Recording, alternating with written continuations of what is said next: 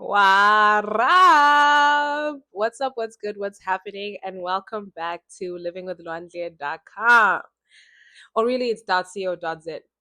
.co.sz. I keep forgetting, and I also still don't know if it's .sz or .es. But hey, neither here nor there. Your girl just recorded a whole video with the microphone off. The mic was off, but it's fine. It's fine. Now I'm like Beyonce because the mic is on.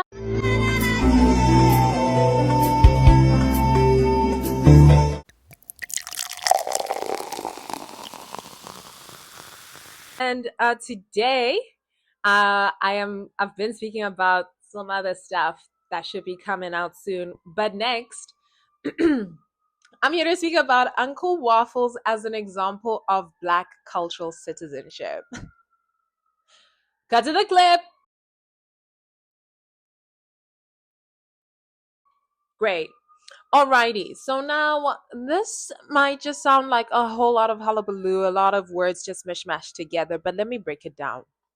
Number one, I don't want my video to get cut off in the middle. So if you check me peeping to the side, I'm checking this mirror and making sure it's still recording. But anyways, Black cultural citizenship is a concept that I first learned, first through cultural citizenship, which is a concept that I think was made by Bayo Hazley.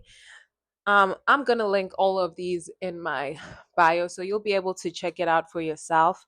But essentially, cultural citizenship just speaks to the fact that there's like aesthetics, symbols, language, material culture, and I don't know, like concepts that are shared obviously within cultures that give you a right to say you're a citizen of that culture. So, for example, if I am a very big Harry Potter fan, I chose something I know nothing about. Why can't I think of an example? If I'm like a big Wicked fan, you know, part of my citizenship to that culture of like, oh, the fans of Wicked would be knowing, for example, that green and pink are the colors. Oh, low key have those on. You can't see my sweatpants, but they're green. And so there's just like, yeah, it's just to say that you're a citizen of that culture. So if you know what culture is, think of the cultures that you participate in and think of each one of those being a group or like a nation and that you're a citizen to them. And so, Avi, what I then latched onto was Black cultural citizenship. I wrote a whole paper about it and like how it's like how my experience of that was, but that's neither here nor there.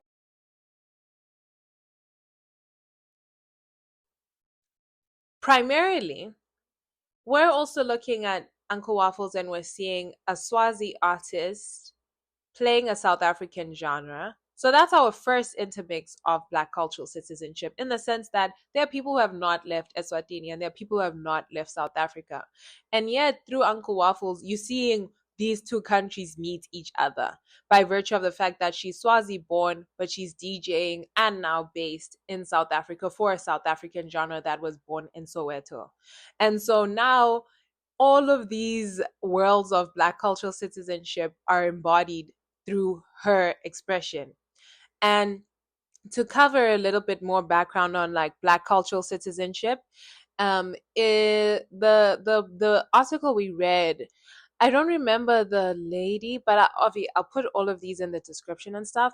But she spoke about how Black cultural citizenship also came about from the fact that African American media and aesthetics were the most popularized or like most accessible.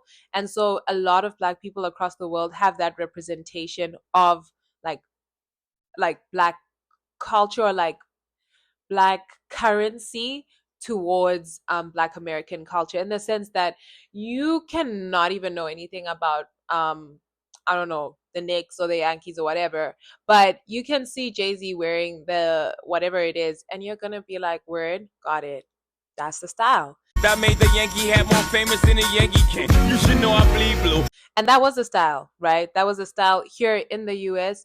And so when it was also exported, it's exported on the basis of the symbols that are associated with it. So you think sneaker culture, you think the sweatsuits and sweatpants, you think grills, you think color, you think wigs, you think all of these different things.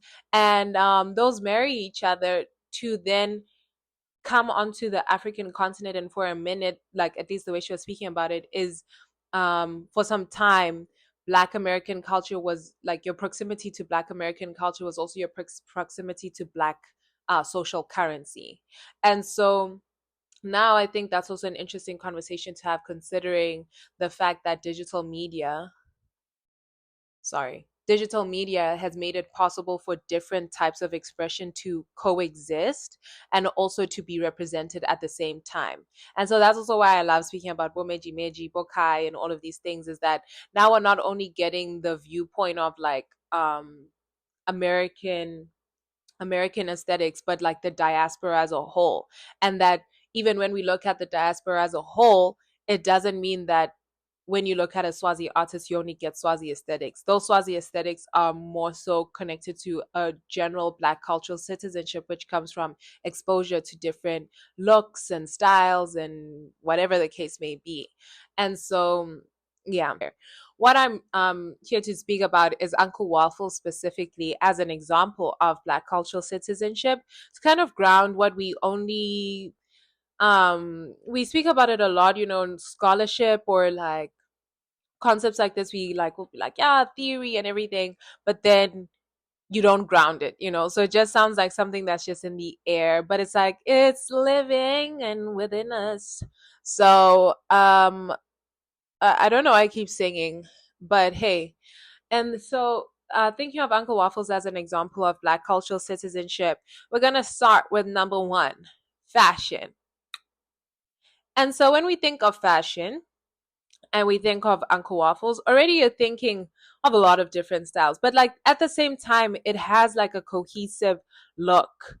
But the first one I'm going to speak to is thinking of her hair and the colorful hair that we debuted with immediately. Like we after we started popping, we said red wig, green wig, pink wig, every color wig, like we're on it. And what that makes me think of, number one is Lil Kim, and Lil Kim's influence in colorful hair in the music industry and in music visual expression, and how that has carried on over through the years into artists like Megan Thee Stallion, Nicki Minaj, Cardi B, whoever the case may be, and even so, Uncle Waffles. And not to say that these were limited to only Black American aesthetics, but to say that these have extended far beyond that, because um even thinking of like Lebo Matosa and who's this? Brenda Fassi, they also had colorful wigs.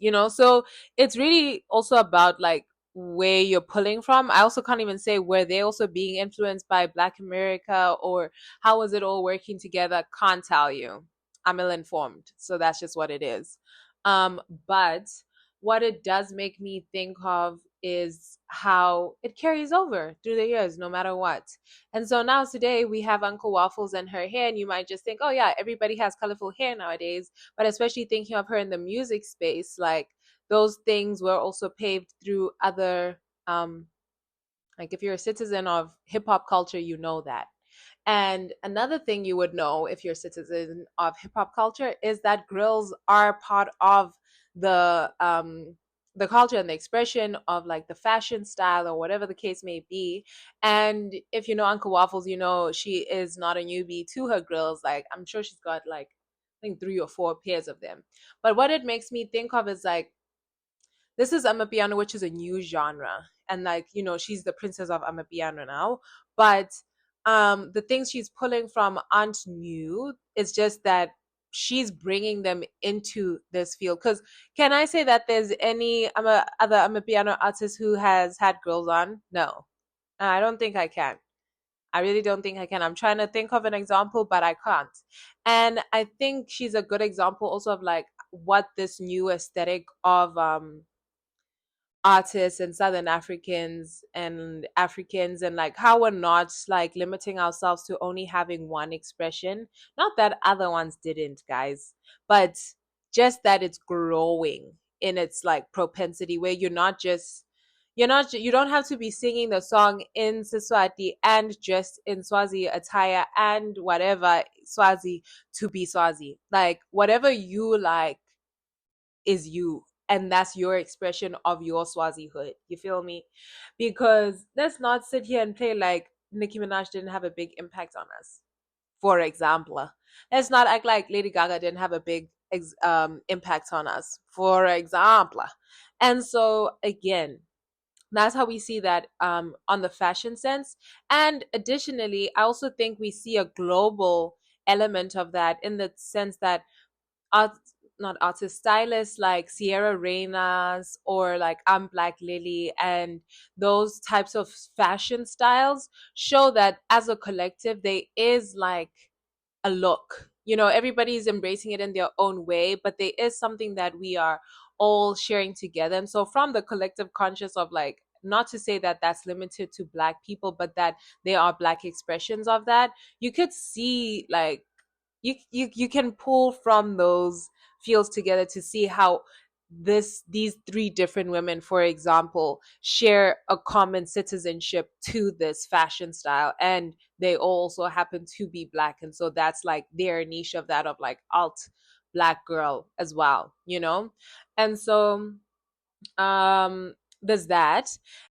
And then lastly, another example of Black cultural citizenship that I see portrayed through Uncle Waffles is ballroom culture, and how ballroom culture and how that was born from Harlem, the Bronx, and from Black and Latinx um, queer culture and people, and how they champion that in their space here in the US, and then so much so to the point that it became like globally exported, that now, you know, you've got Southern Africans appreciating and celebrating and embracing ballroom culture from uh from Joburg, and even thinking, was it the Waribusa?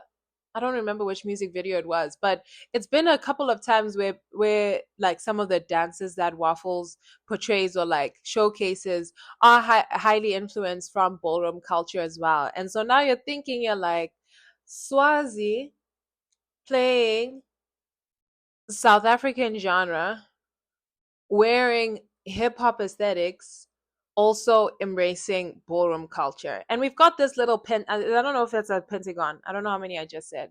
But the point is, Uncle Waffle stands as an example of Black cultural citizenship through her expression and styles of different Black cultures globally, all expressed through her, and not in a way that's like, oh, I'm really trying to embrace all of these different Black cultural aesthetics, but it's just that by virtue of living, by virtue of participating as a human being, you're participating in cultures, and those cultures meet each other. And that's the beautiful thing about art, is because you get to be a citizen of all of these. And art is also a lived thing. You don't have to be, you know, on stage for you to be living those aesthetics. Like right now, if I had like, I don't know, like a Zulu necklace on, but then I also like, I've got the little baby poster behind me. It's like I'm a citizen of hip hop culture and a citizen of Swazi culture and a citizen of like South African culture because of um like globalization as well.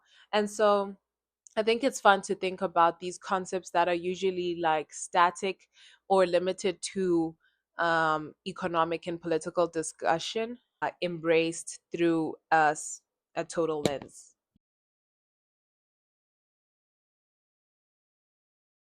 All right, and so that brings us to the end of our episode. Thank you so much for tuning in and listening to me yap about this concept. I can't believe I'm still excited about it 2 years after the first time I thought about it, but it really does excite me because it's things that we don't really think too much of. But then after studying like sociology and anthropology and seeing just how many different theories meet each other through art and entertainment, I'm like, hold on.